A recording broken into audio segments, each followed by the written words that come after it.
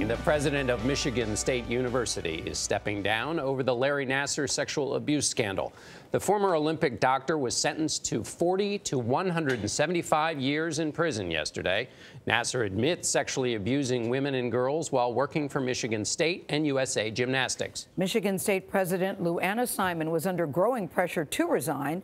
She said in a statement last night, "To the survivors, I can never say enough that I am so sorry that a trusted, renowned physician was really such an evil, evil person." Under the front page headline, Courageous, this morning's Detroit Free Press lists every victim that gave an impact statement in court. More than 150 women and girls confronted Nassar before his sentencing.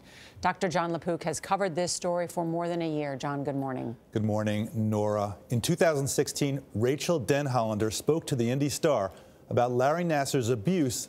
In that article, she became the first Nassar victim to publicly disclose her identity. A prosecutor said yesterday the case would never have gotten to this point if it weren't for her. Larry sought out and took pleasure in little girls and women being sexually injured and violated because he liked it. The case against Larry Nassar began with Rachel Denhollander, and on Wednesday, it ended with her too. How much is a little girl worth?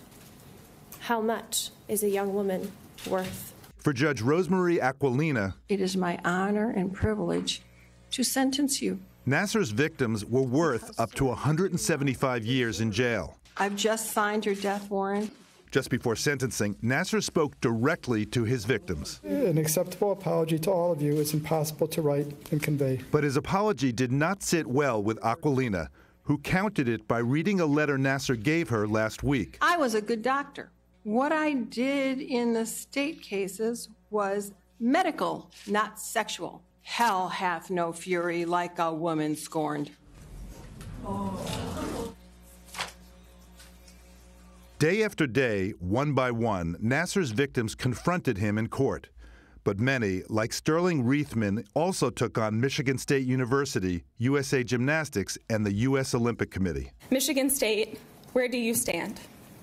USAG and the USOC, where do you stand? Larry Nassar did not arise in isolation. After sentencing, Denhollander also placed blame on the institution she believes helped protect Nassar. We saw the worst sexual assault scandal in history unfold because a predator was left in power for decades. Despite warning signs, despite red flags, despite direct reports of assault. The U.S. Olympic Committee says there will be an independent third-party investigation into itself and USA Gymnastics.